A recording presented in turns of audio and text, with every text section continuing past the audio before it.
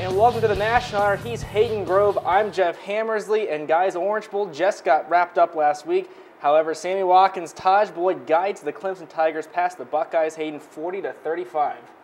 Definitely disappointing, absolutely. For Ohio State, last time they were in the Orange Bowl, 1977 versus Colorado. Buckeyes won that game 27-10. Long time ago, yeah, Tom Kuzma was the MVP of that game. For the people who are old out there watching that, the last time the Buckeyes played Clemson, 1978. Game rest in infamy for Woody Hayes punching Charles Barman after an interception. But really, Hayden, Ohio State, 3 defenders out. Roby, Bryant, and Spence. But really for the Buckeyes, into the first half, 22-20 lead. It looked like they had it at one point. Yeah, the momentum was totally on their side. Second half, things didn't go their way with the Philly Brown muff punt. I know you wanted to get into that. But overall, I thought they played a good game in the first half, and the second half things didn't go their way. Yeah, looking at the stat line for that game, one of the big things I saw, Hayden, I'm gonna call it third and doom. Buckeyes going 2-13 on the third downs. Not too many teams will win with that kind of record on third down. We'll touch on that later with the team that did win with that number or something close to that. But really, the third down conversion really hurt the Buckeyes in the Orange Bowl. Yeah, it just felt like when third down came about, they weren't confident. Sitting in the stands and watching the game, I was lucky enough to go. On third down, if the Buckeyes got to third down, it was just a matter of, okay, are they going to go for it on fourth? Are they going to punt? I mean, it just seemed like third down was not going to go their way. And also, to add even more problems, the third down conversion, that was a problem. The turnover margin also hurting the Buckeyes. They had committed 4 turnovers total in that game. He had 2 fumbles, 2 picks, and the Philly Brown fumble on the punt return. That was the turning Big point. One. Braxton had the fumble late in the fourth. Then he had interception late in the fourth too there. I mean, I think if the Buckeyes make 3 turnovers, who knows? They win the game. But 4, that's too many to have, especially in a BCS game. Right. Was the fumble that when Braxton was hit on that sack? Was that a fumble or an interception? I think he got hit and then he fumbled. Then another one was an actual interception. I think Spencer Shuey got the fumble recovery. Not sure there. But he did fumble and an interception. It looked like a pick, but they ruled 1 a fumble, 1 a pick. But still, I mean, that's 3 real turnovers Braxton had. He had 2 picks in that game. But really for Ohio State, once we just touched on it, I don't know how many teams can have that kind of game with turnovers and still somehow to win that ball game. Yeah, 4 turnovers is too many, especially with the 2 late in the fourth quarter. You never want that. In the fourth quarter, it's all about ball control, especially. So definitely tough. With that, I mean, this game was mind-boggling in the stat department. Another third point I want to hit on. Clemson penalties, 15 penalties, 144 yards, still won the game. The Buckeyes, 6 on 60, 6 penalties, only 60 yards accountable for penalties. It's just, this game for Ohio State was in the taking. If you're looking at this number right here, other than the third downs, you have Braxton Miller doing good, Carlos Hyde was doing decent, going up against Taj Boyd and Sammy Watkins, but you're thinking it was anybody's ball game, but they're just some stat lines. If a team has 15 penalties, how are they winning games? And that's my thing. Clemson found a way to win that ball game. Exactly. I think it was the offense was just too much. Every time they got pushed back, whether it was by the coaches, there were a lot of sideline interference penalties that they had, little personal fouls.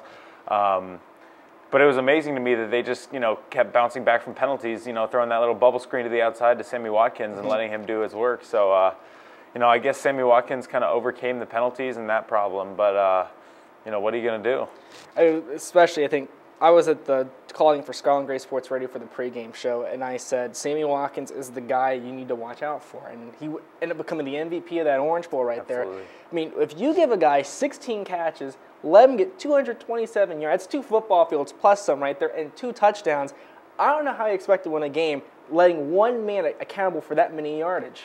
And it wasn't so much that, I don't think they did a particularly bad job against him. I just don't think they had the speed. I think that with Roby out, that was a huge difference maker. I think he would have definitely been able to have, kept up with him a little bit. But, man, it was just, you knew what they were going to do. The defensive coaching staff knew what they were going to do, but you couldn't stop it. It was just, they did a tremendous job of running those plays. I mean, it was no surprise. I mean, you knew it was going to be Sammy Watkins and Taj Boyd. I mean, it was no, wow, these guys, first game, they bust on the scene. How did they get these many numbers in yardage and touchdown category? Ohio State, you knew since there was Orange Bowl was announced, Ohio State Clemson, The two guys you got to watch out for are Taj Boyd, Sammy Watkins, and then when you shut down Boyd, you shut down Watkins. If you shut down Watkins, you got to shut down Boyd. Yep. But looking at Taj Boyd's number in the passing department, 31 of 40, only 9 incompletions, 378 yards, 5 scores, 2 picks, 20 carries, $127 on the ground. I don't know how you can catch that kind of thing right there. I think Taj Boyd just, when he needed to make a pass, the bubble screen was there. When he needed to run, opening drive, big rush, got the touchdown. Taj Boyd, he easily could have been considered the MVP of that ball game just as much as Sammy Watkins could have been. Yeah, I think that he got out to a really good start with that run, with the big touchdown run to begin with, and I think the screens got him into a momentum, and right there it was just he was grooving, he was in a rhythm, Yep. He was definitely feeling good, and again, just having Sammy Watkins there was such a big help for him, and I think that's why Sammy Watkins won the MVP was because. As much as it was Taj making those passes, Sammy was the guy that he could rely on. So I thought Taj Boyd was tremendous, although he did almost give the game away. I mean, first of all, with that end zone interception, the little flip, that was not a great decision on his part. And then the 50-yard line, they're about to just punt it to the Buckeyes, and he throws a nice little pick right there. I mean, that was almost his loss rather than his win. I mean, if it wasn't for Clemson's defense locking down the final 3 bins, let's just say devil's advocate, Ohio State moves down. They hit a big pass play to an open Devin Smith or somebody. That pick, turning point. Taj Boyd is to blame for this game just as much as him and Sammy Watkins were blamed for the victory there. But looking at, for Ohio State's their side of the stat box, Braxton Miller, 16 of 24 passing, 234 yards, 2 scores, 2 picks. Rushing 25 carries, 113 yards, touchdown. I know you saw it when he had the big rushing touchdown. He did like the little LeBron James celebration kind of thing in the end zone, like the ball down, like the legs up, high step kind of deal. I mean, the momentum for the Buckeyes with Braxton Miller, yes, he did have the turnovers, but yes, he did keep the Buckeyes in this ballgame, even though he was hurt really late in the second half. Oh, absolutely. He was the difference maker. I think as Ohio State was going to go, it was because of him and the way he was playing. I mean, he was in a groove. He was looking, he was looking good at points. But I think at the end of the day, it was just too much. He got hit too much. I think that was the end of the turning point. He couldn't stay on his feet. He was getting collapsed in the pocket, and for every good throw he made, it seemed like he was on the ground. So at the end of the game, I think that. I mean, this might be a little controversial decision or controversial opinion on my part, but I think he might have had a little. He might have been when he threw that pick at the end of the game. I think it might have been Kenny Guyton's game at that point. I think he got hit too hard on the play before, and but that was just that was one play, but he was really really good for the rest of the game. Absolutely. Also, it was pretty decent. Carlos Hyde, 25 carries, 113 yards. He had the touchdown, though, but still the Buckeyes losing by 5. I mean, but going back to what you said, I was roaming the sideline for the final few minutes of the game. Kenny Guyton was getting warmed up. I'm thinking, this is Purdue all over again. We are trailing. Right. He give him the ball. He's 100% healthy. He hasn't done really much since after Braxton's came back. Hasn't seen that much playing time. Only thing I can remember was the little flip 2-point conversion touchdown kind of deal against Purdue. That was the last time we really heard of Kenny Guyton. So I'm thinking, hey, Kenny G's going to come back. Smooth Kenny G's going to right the ship. We're going to score a touchdown. We're going to win. Close out the BCS with the Grand Slam, winning all 4 bowl games and a title game in the Fiesta Bowl and the whole process. But Braxton Miller stayed in the ball game. But the thing is, was that the reason for Ohio State's loss, or was it something else? Was Braxton Miller's performance, or just was it the reason why the Buckeyes lost in this game? Was it because they put a Braxton Miller that wasn't 100%, or was it a defensive letdown? If you had to say one reason why this team lost, what was that reason? It's because they didn't finish the job. It's because in the same thing that happened in the Big Ten Championship. I thought, Ohio State went up, they had all the momentum, and then they slowly but surely let Michigan State back into it. And the same thing happened this time. I think it was a matter of they had the momentum, they were rolling, and they just didn't, slam them into the ground. That was my big thing, and that's why I think they lost this game. I don't think it had anything to do with that last possession. I think they shouldn't have even had that last possession because Taj Boyd, when he intercepted that ball, everybody was shocked. Yeah. I mean, I would just thought they would have run it, punt it, and then make them go 90 yards. I mean, I agree with you there. That last possession Ohio State had, that was a gift. That was wrapped the bow with a letter that said, "This is your Orange Bowl. Just march 50 yards down the field, and you got it." I mean, they shouldn't have had that. Also, you can say maybe special teams, Philly Brown. I mean, I know you're trying to make a play, but you can't fumble. If you do make a play, at least hold the ball. We saw in the Auburn title game so many fumbles, but they luckily kept them. I mean, it's one of those things. You're in a big environment. I know you want to make a name for yourself, but there's sometimes you just catch it, hold it, because the only thing that can happen is just something you fumble, or like you saw with Philly, a fumble happens, or something along those lines. Right, and I think I've always had not really so much a problem with Philly Brown, but sometimes he just doesn't seem all that confident when he's catching and trying to make moves. I mean, I think that he knows that he has the skill set to make a play, but sometimes he's just not confident making it. And I think that was one of those times he was kind of backpedaling, wasn't sure of where the ball was, and I know how difficult punt returning can be, so. Yep. You got to be careful. You really do. All right, that's all the time we have for the Orange Bowl. We'll take a short break and come back reviewing the rest of the BCS, including the National Championship game and other games that happen here on the National Hour.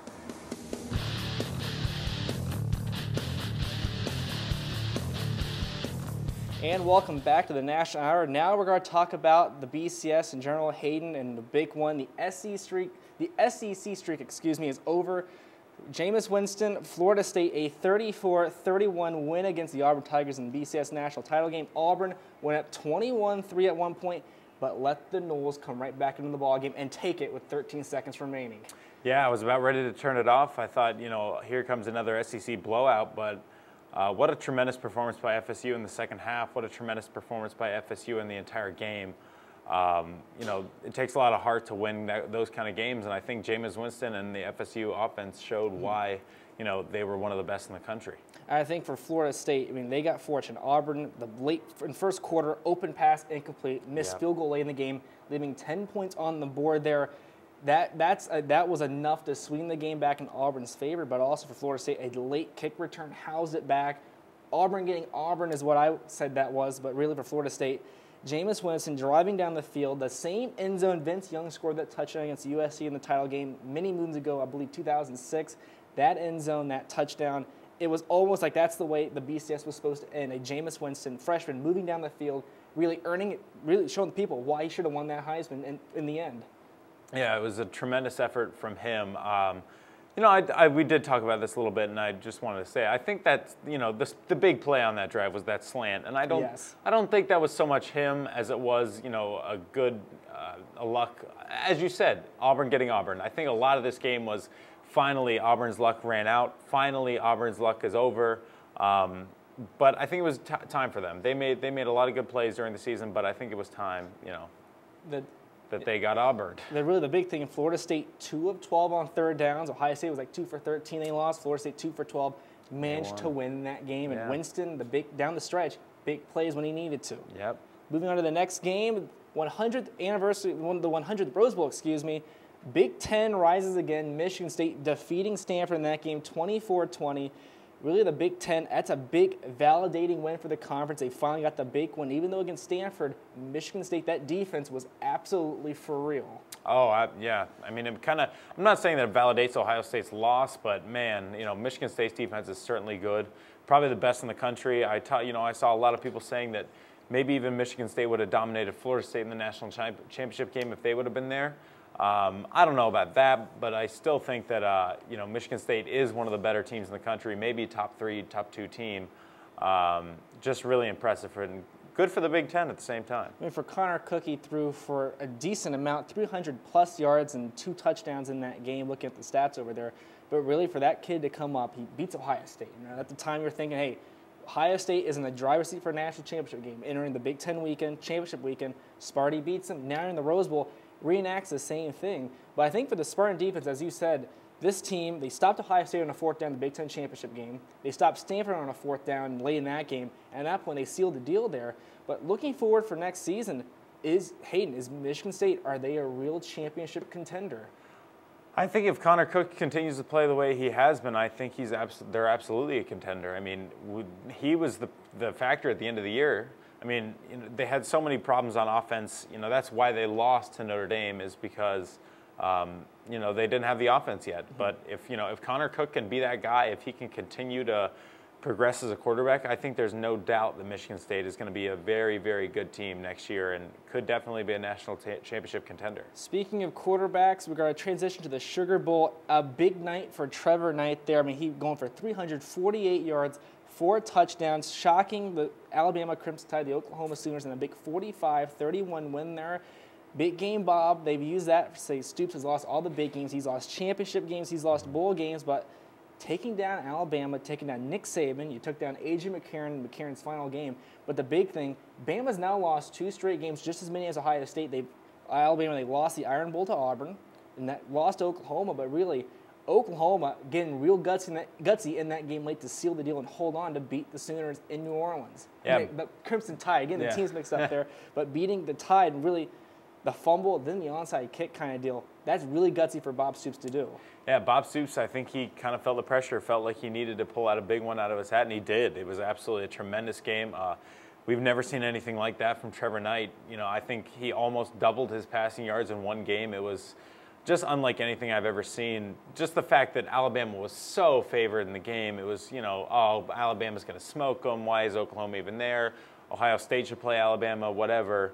But Trevor Knight really stepped up, and if he continues to be what he was in the Sugar Bowl, you better watch out. Yeah, but looking on the flip side, I mean, A.J. McCarron, still a great game, but such for his career to end like that. You opened up really a month and a half ago, this Bama team, they are on a collision course to go back to Pasadena, win another title. That dynasty is set. McCarron would have, 3 championships, just really remarkable. But you lose to Auburn the way you did there, then you lose in the Sugar Bowl. It's rough, but still a good night, 19 of 30, 387 yards. You can't blame this game on A.J. McCarron. He's such an illustrious career there at Alabama, but it just ends on a sour note in the Sugar Bowl. Yeah, it was a great career for him. It was kind of sad to see him go out like that, you know, with the strip sack at the end, with the fumble.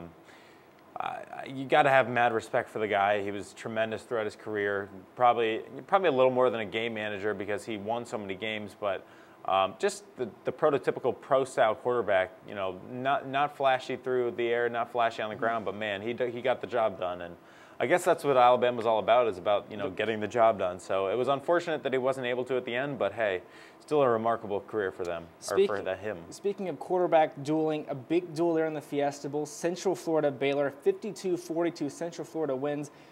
Central Florida coming out of the American Athletic Conference, they defeat Louisville. That's how they got in there. And this team looking really good in that game. Blake Bortles, 300 yards in that game in the air. And really, they needed all that just to hold off the Baylor Bears and to take home a Fiesta Bowl.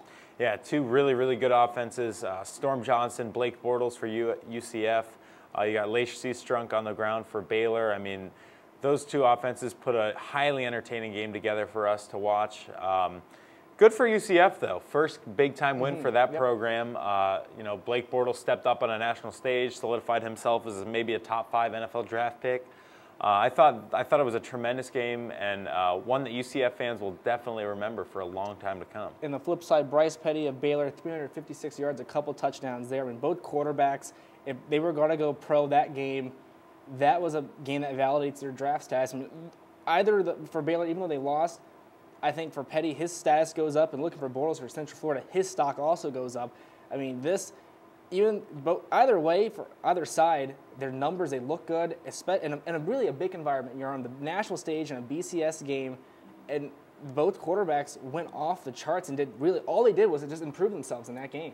Yeah, I think it was definitely a big game for both guys. As you said, being on the national stage. I just think it was a tremendous football game. You know, it was one of the games where everybody kind of poo-pooed it for being, you know, just not high profile, whatever. But it was probably one of the better games just in terms of the offense and the potential pro quarterbacks. I really, really enjoyed it. Speaking of great games, the BCS era is now over. It'll be going in that college football playoff system going into next season. But I mean, Hayden, looking back, give me your 3 top or favorite BCS games, title game, bowl games, whatever that's happened in this entire BCS era. Okay, I think number 3, you got to go with Texas and Oklahoma, or Texas and USC. I think that was one of the better games. You know, Vince Young running into the end zone, the iconic shots of the confetti coming down. It was really just a really good game. You also have to look at Oklahoma and Boise State, another really, really solid game. I really enjoyed that one. With the Statue of Liberty right behind there, Ian Johnson going up proposing to his girlfriend. Just so many good moments in that game. Finally, David beating Goliath. And finally, last but not least, Ohio State beating Miami in the 2002 Fiesta Bowl. Just being from South Florida, that was especially nice for me to watch. The team that I grew up with win that game. That was kind of what brought me to Ohio State. So, or at least what made me, realize that they were a tremendous football school was that game. So, yeah, that was definitely number one on my mind. I remember just going through emotional stress during that game.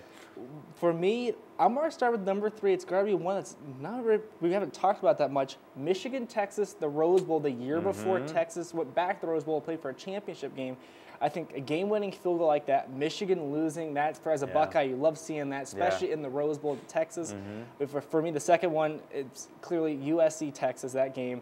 Vince Young marching down the field, a 4th down scramble to touchdown, huge there.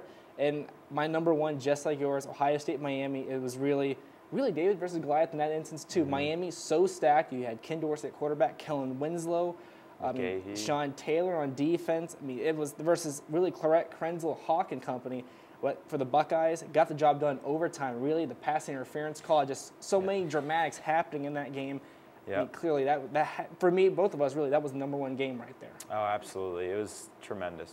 All right, that will do it for our BCS wrap-up. We'll take another short break and come back with NFL playoff action here on the National Hour.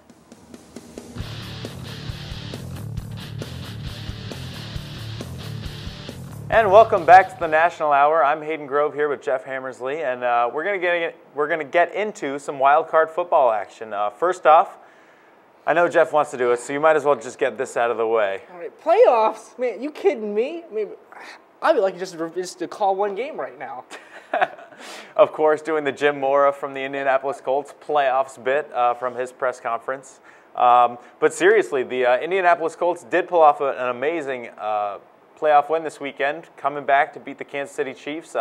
Jeff, what do you have to say about this game? That game, Chiefs up by 28. They let the lead slip away. Andrew Luck was just phenomenal down the stretch. But when you have 4 touchdowns in a playoff game, even though you have 3 picks, good things will happen, especially when you're at home in the friendly confines in Lucas Oil. And the Colts, the writing was on the wall. Comeback was in place if you had Andrew Luck as your quarterback. Yeah, Andrew Luck is definitely something else. Both guys, however, Alex Smith and Andrew Luck put up some big numbers. So quite a win for them, or quite a good win for them, I should say. And we'll see what happens next weekend as they face the Patriots. But next game, Cincinnati Bengals were defeated by the San Diego Chargers. Haven't won a playoff game since 1990, the Bengals. Any thoughts on that one? Yeah, I think for me, really, if you're the Bengals, you give up 4 turnovers to the Chargers. There have been 2 picks and 2 fumbles. Well, just like the Ohio State game, I don't know how you're going to win games when you have that kind of turnover margin right there. And to make matters worse, Bengals, their OC, Jay Gruden, just went to the Redskins earlier this morning. So this Bengals offense, they're going to have to change their ways regardless, because the new guy would come in with Andy Dalton. Really, for Andy Dalton, responsible for a pick and a fumble down the stretch there for the Bengals, it's not surprising. Yeah, the Bengals just don't seem to have it when they get into the first round of the playoffs. But I've never been a big Andy Dalton guy, so we'll see what happens with the new offensive coordinator. NFC now, we're going to move to the Green Bay and San Francisco game. A lot of cold weather in that one. Colin Kaepernick in the San Francisco 49ers get it done with the last-second field goal. Any thoughts on that one in particular? Phil Dawson, former Brown, hits the game winner, and I think the big thing there was for Aaron Rodgers and company. That's a tough loss to have, especially in your own place there. But the 49ers win and survive, and they won, and they're going to survive into next week. That's exactly right. Win and you're in. That's how they say it. Finally, New Orleans versus Philadelphia, another last-second field goal. This one coming from Shane Graham to win the game, 26-24. Tough break for Philly. Really, Nick Foles, and they're running that magic carpet with Nick Foles. You have a couple touchdowns, 195 yards in the air. They're looking very good, but the Saints, they just went marching in. And when they have Drew Brees as your quarterback, and he's won a Super Bowl before, give him the ball late. The writing, once again, is on the wall. Experienced quarterback marching down the field on the road, playoffs.